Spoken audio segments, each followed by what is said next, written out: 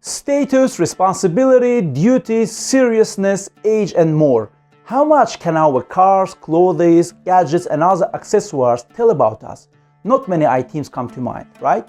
In Azerbaijan, such an item was the headwear.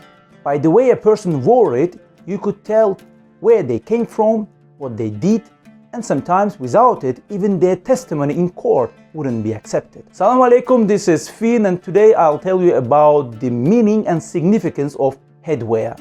Few items of clothing have become so deeply rooted in traditions, proverbs, and films. Few received so much attention and even became symbols of whole professions. But first things first, get deep.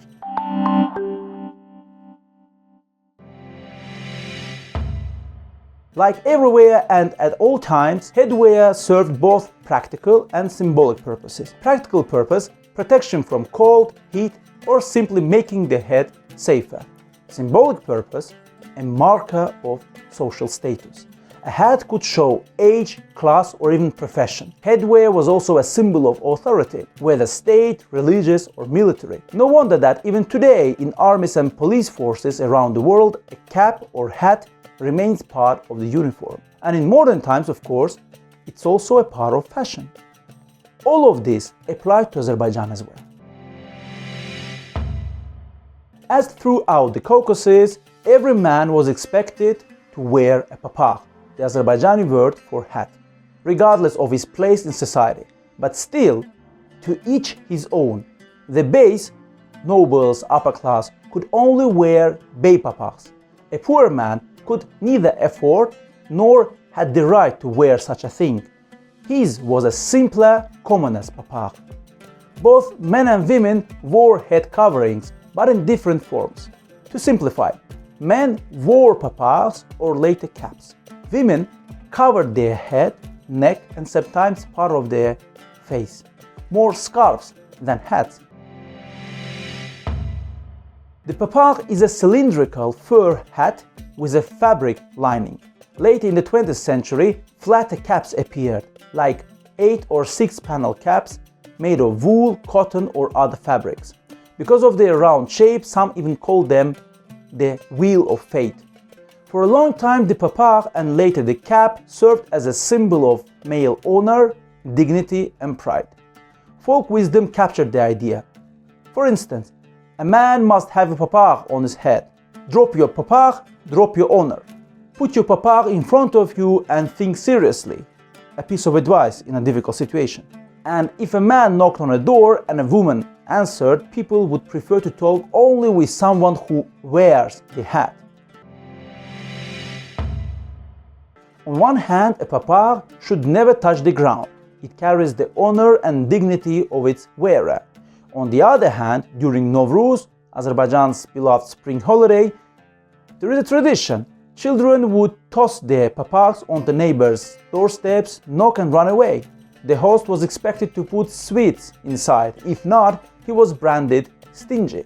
Or in more serious situations, if a man himself threw his papakh to the ground, it meant he was ready to stand by his decision no matter what. In some cases, men even refused to testify in court without their headwear, for without it, their words were not considered truly manly. Filmmakers often turned to the theme of the papakh. On one side, it was a symbol of honor and tradition. On the other, films poked fun at those who believed wearing a papakh automatically made them worthy.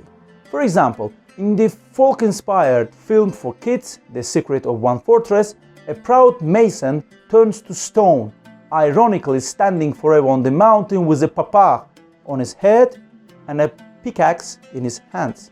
In Uzeyra Cebeli's comedy, an old grocer tries to impress a young noblewoman and marry her. He can't decide how to wear his papakh properly. Whichever way he tries, he imagines himself resembling different characters of Azerbaijani society. A reckless gangster from Baku, a cotton farmer from Karabakh, a gambler from Ganja. Finally, he chooses to meet her bareheaded, claiming it makes him look like a modern, educated man.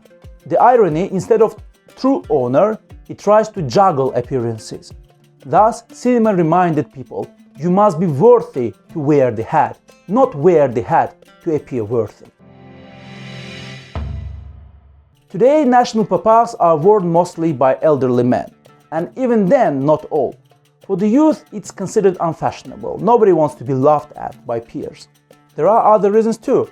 The high cost of handmade papakhs, fewer craftsmen, known in Azerbaijan as Papakh, and modern style preferences. Tourists and musicians keep the tradition somehow alive. For performances of mugham, traditional Azerbaijani music, a papakh remains part of the image.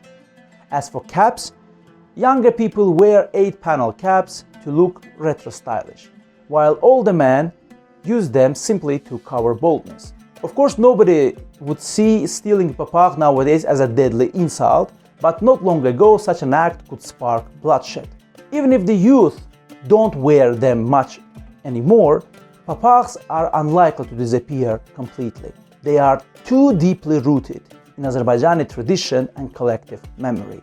And here, words like honor and dignity are not used lightly. If you enjoyed this video, don't forget to subscribe, like, hit the bell, leave a comment and share with friends. And by the way, this video is also available in Russian. And remember, there is no good or bad culture. There is just another culture. Salamat kal.